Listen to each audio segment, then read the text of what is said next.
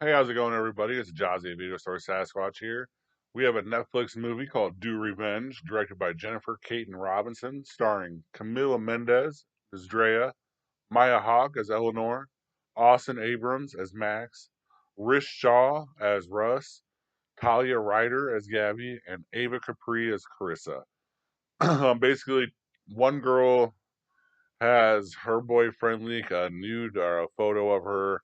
The other girl pretty much is outed before she wanted to be outed, and they get together and they plot their revenge against the high schoolers here. We start at Drea's party, and she is our narrator. She's our first narrator. She tells us basically what we need to know about the high school, the cliques, who the clique's leader is, and then stuff like that. Her boyfriend Max is the king of the school.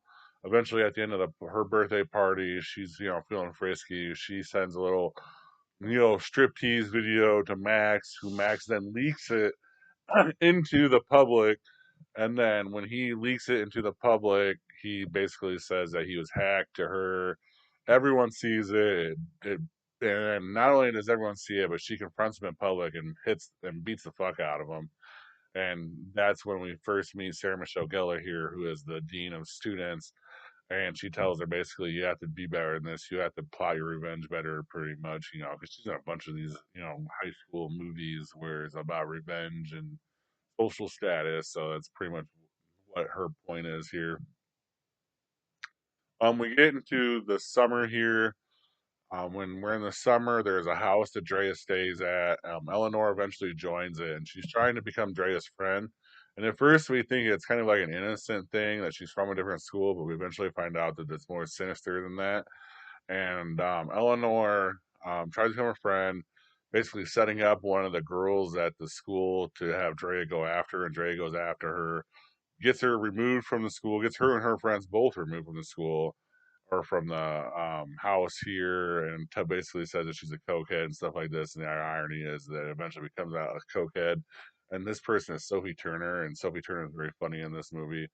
She comes back later on in another cameo spot, and basically just sets her on fire in a picture and stuff like this. Um,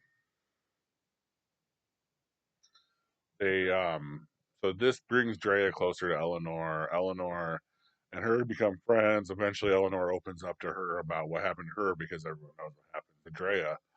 So when that happens, Drea gets the idea of, hey, let me get revenge on Carissa for you, and you get revenge on Max for me, and that's how we'll do it. And Drea pretty much sets all this up. It's pretty brilliant how she like knows how to manipulate people and stuff like that. I mean, she's definitely a sociopath. She's a mega bitch, and it's awesome. But Max has no right to do what he did to her, and then claim that he was like hacked. He didn't even own it. He just kind of like brushed it off, like, "Oh man, someone got into me." Like it's kind of fucked up. And it's funny, like later on in the movie, we find out he's like cheating on every girl in the school, with every girl in the school, and they fucking turn the spin around on him. So basically, Max is untouchable at the school. And so we have to get him to get, he has to learn a lesson because he's a little fucking shithead, and they eventually kind of do it. But as they're doing this, Carissa has a friend named Russ, and Drea ends up falling for Russ, and Max's sister, who's Gabby, Eleanor ends up going for Gabby, which is it's funny. I mean, you know, we already knew she was a lesbian because of the whole thing of why she was hates Carissa. And when they take out Carissa, it's easy, it's smooth, it's simple. They plant the shrooms that Carissa had been planting in her little like um, gardening class, and they plant the shrooms there. She planted the shrooms. She had the weeds. They just pretty much took it and put the shrooms in the soup that went out to the school for like a big dinner, and everyone started tripping out, and so she got in trouble for that. And she gets arrested and all this, and Russ gets heartbreaking, and Drea ends up like dealing with Russ, and that's how they fall in love here. And then we see Gabby kind of talking with Eleanor. But the problem with Eleanor is she starts to like being popular, so she kind of does sell out Drea a little bit a couple times. But that was the twist, and I was kind of having so much fun watching this movie, just enjoying it, that I didn't see this little twist coming. But if you kind of watch it, it's pretty easy to see. Like, why does the hell does this chick know so much about Eleanor anyway, or know so much about Drea anyways? But she ends up even backstabbing Drea even more than she planned on doing. It's a very funny movie. It's like there's like so much dark humor into this. Like, it's really funny. It's like I said, like the bitch is a sociopath, and that's your lead character. That's your narrator is a sociopath trying to get back at another sociopath who clearly like way overstepped by leaking out these videos, fucking every girl in the school, and he doesn't even get in any trouble or nothing. No one cares. It's just all whatever they want. I've been watching all these horror movies, so it's been a lot of gray and dark. And for this movie, it wouldn't have worked because it's based in Florida. But it's just so nice to see all the tones, the sun, the blue in the sky, the greens in the grass, the purples and the whites and the pinks on all these outfits.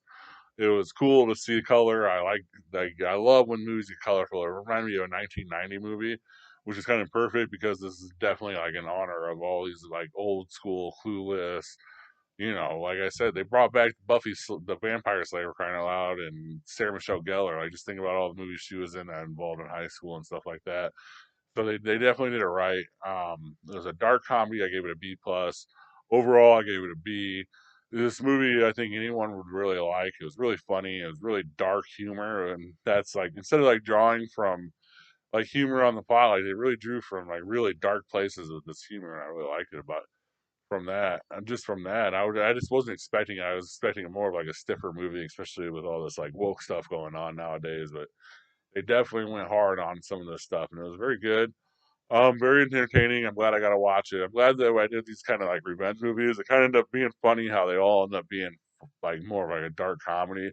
I think with revenge as itself, it's just in its premise, it's like a dark comedy type thing to believe that someone did me wrong. Now I'm going to get my back on them. Like, everyone has that instinct and everyone wants to do it. That's why these movies are so good. Yeah, like I told you, my one movie a week is Sunday. That's tomorrow. I'm gonna go see um, the Crow, New Crow. I am not like the hugest fan of the original Crow, but I'm gonna give this one a shot. If you, I should have did movies where why did we have this remake, especially for this movie? But we'll just see what this movie is. You know what I mean? We gotta have three good movies out of it, even if this movie later this week sucks. So that's the way I feel about it. Thank you very much for watching. Have a good rest of your night. Have a good day. Great rest of your week. Please like and subscribe. Thank you for watching. Please like and subscribe. Comment your top movie picks for Throwback Thursday in the comment section. And see you next time in the cave.